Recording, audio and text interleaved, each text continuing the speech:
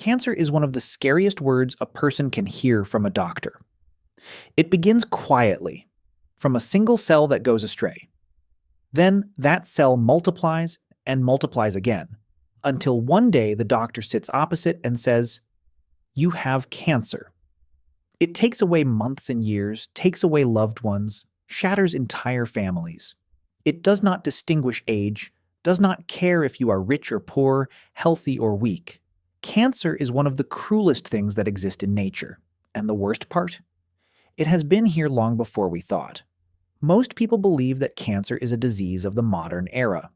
We blame processed foods, air pollution, sedentary lifestyle, and even the mental pressures of industrial society. These factors certainly play an important role, but the truth is much deeper and older. In 2016, inside a cave in South Africa, scientists discovered a fossilized foot bone belonging to a human ancestor who lived about 1.7 million years ago.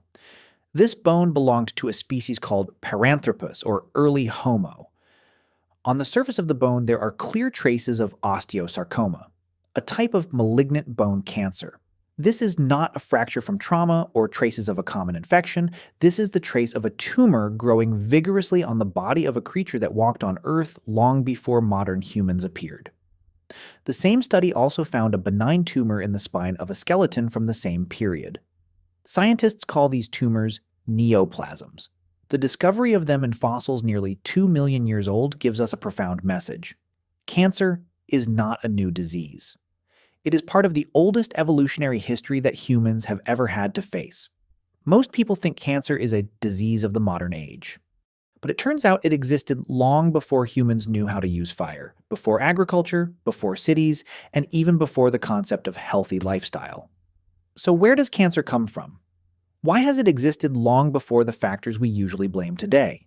Did ancient people have cancer as much as we do? And what evidence remains after millions of years?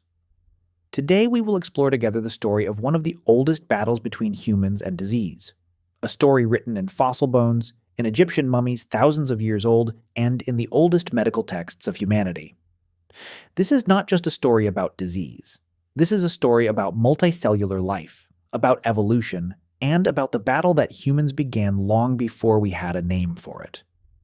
The clearest evidence that cancer existed long before modern times comes from what remains after millions of years: fossil bones. In 2016, an international research team announced the discovery at Swartkrans Cave, South Africa. They found a foot bone belonging to a human ancestor who lived about 1.7 million years ago. This bone shows clear traces of osteosarcoma, a type of malignant bone cancer. The tumor had destroyed the bone structure from the inside, creating characteristic lesions that paleontologists can recognize immediately. This is not a fracture from a fall or traces of a common infection. This is evidence of a cancerous process occurring on the body of a creature that walked on Earth long before Homo sapiens appeared. The same study also discovered a benign tumor in the spine of a skeleton from the same period. Scientists collectively call these tumors neoplasms. Finding them in fossils nearly 2 million years old is a groundbreaking discovery. It proves that cancer is not a product of modern lifestyle, but part of a long biological history. However, there is a major limitation in studying cancer through fossils. Cancer mainly affects soft tissues, internal organs, skin, blood, and other tissues. These soft tissues almost never fossilize. They decompose and disappear after thousands, millions of years. What remains in the fossil record is mainly bone. Scientists call this preservation bias. We can only see the types of cancer that leave traces on hard bone. All soft tissue cancer cases in ancient humans have almost completely disappeared over time. Because of this, researchers have to turn to another extremely valuable source of evidence: mummies. Egyptian mummies are a special treasure trove of information because they preserve soft tissues as well. Thanks to computed tomography, CT scan technology, and modern imaging techniques, scientists have been able to see through the wrappings and detect tumors inside the body. One study scanned 137 Egyptian mummies and found clear evidence of cancer in some cases. These tumors appeared in various locations on the body, proving that cancer did not only affect bones, but also attacked soft tissues in ancient humans. Besides fossils and mummies, we have another source of evidence: ancient texts. Around 400 BC, the great Greek physician Hippocrates described in detail a disease he called karkinos, meaning crab. He described hard, spreading, and difficult to treat tumors, descriptions very similar to what we know about cancer today. This is one of the earliest medical records of cancer in human history. All this evidence, from the 1.7 million-year-old bone in South Africa to the Egyptian mummies and the writings of Hippocrates, together paint a clear picture. Cancer existed long before industrial society, before tobacco, before processed foods, and before industrial pollution. So if cancer is not a disease of the modern age, then why does it exist? Where does it originate in our bodies? And why do some other animal species also get cancer while some others encounter it less frequently? To answer these questions, we need to look deeper into the very nature of multicellular life. Cancer is not a random accident of the modern era. It is an almost unavoidable consequence of the very way multicellular life operates. To understand this clearly, we need to look at the most basic mechanism of the body. The human body, like the body of most multicellular animals, is made up of trillions of cells. These cells continuously divide to replace old cells, heal wounds, and maintain life. Each time they divide, the DNA inside the cell must be copied accurately. But this copying process is not always perfect. Small errors can occur. Most of these errors are repaired by sophisticated error-checking systems in the cell.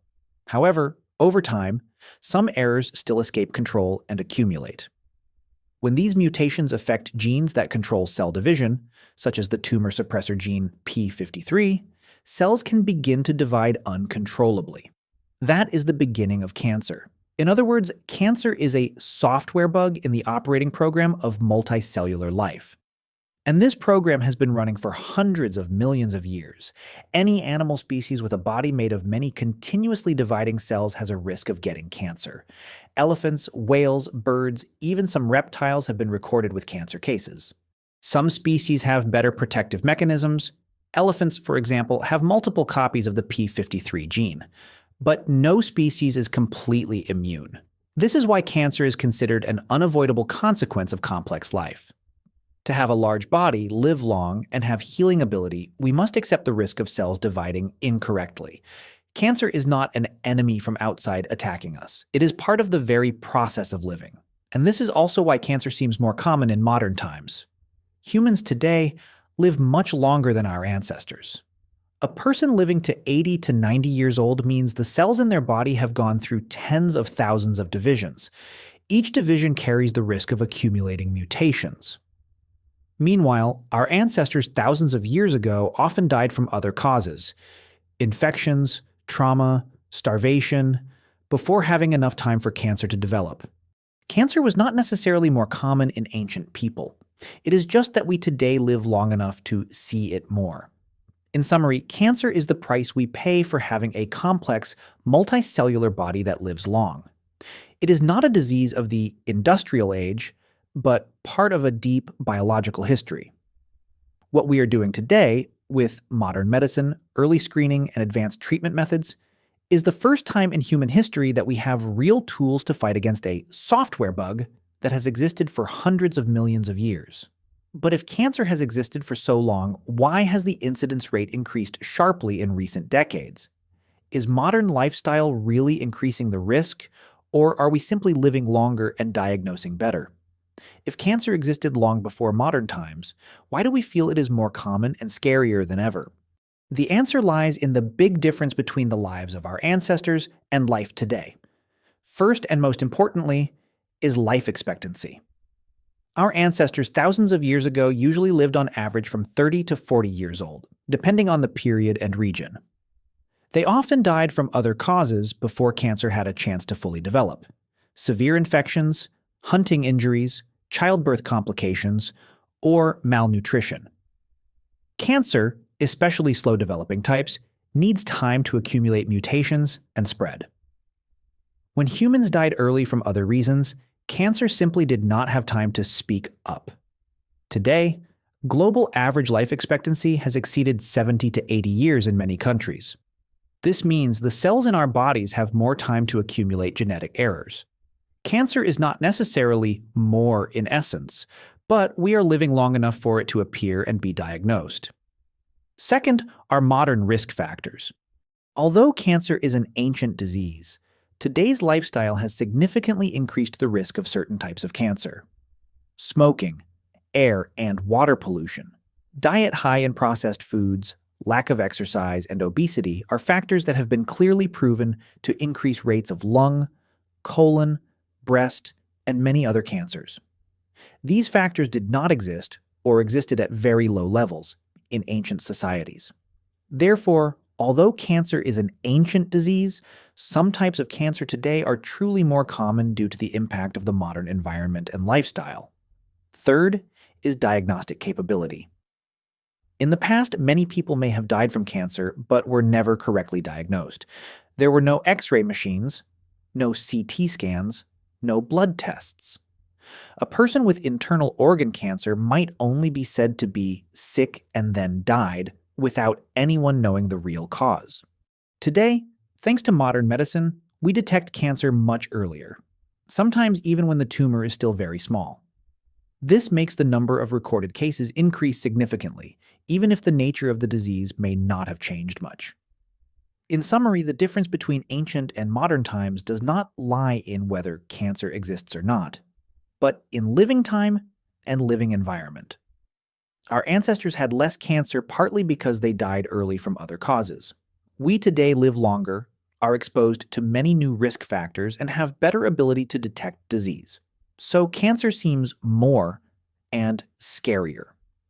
However, there are still many unclear things. We cannot know the exact actual cancer rate in ancient people because of the limitations of fossil and mummy evidence. Preservation bias causes us to see only a very small part of the picture. Therefore, comparing cancer rates between the two periods is still much debated in the scientific community. Nevertheless, one thing is certain. Understanding the long history of cancer helps us no longer see it as an unexpected enemy of the modern era, but as an opponent that humans have had to face for a very long time, and for the first time, we have real tools to fight it. Cancer is not a disease of the modern era. It existed long before humans knew how to cook, before there were cities, before there was tobacco and processed foods. The clearest evidence is the 1.7 million-year-old fossil bone in South Africa with traces of malignant bone cancer, along with tumors discovered in Egyptian mummies thousands of years old and descriptions in ancient medical literature by Hippocrates from 400 BC. Cancer is part of evolutionary history. It is an almost unavoidable consequence when life transitioned from unicellular to multicellular form, when cells began to divide continuously to create complex bodies. Each division carries the risk of accumulating genetic errors, and when humans today live much longer than our ancestors, those errors have enough time to develop into disease. Of course, modern lifestyle has increased the risk for some types of cancer. Smoking, pollution, diet, and lack of exercise are factors that truly increase disease incidence.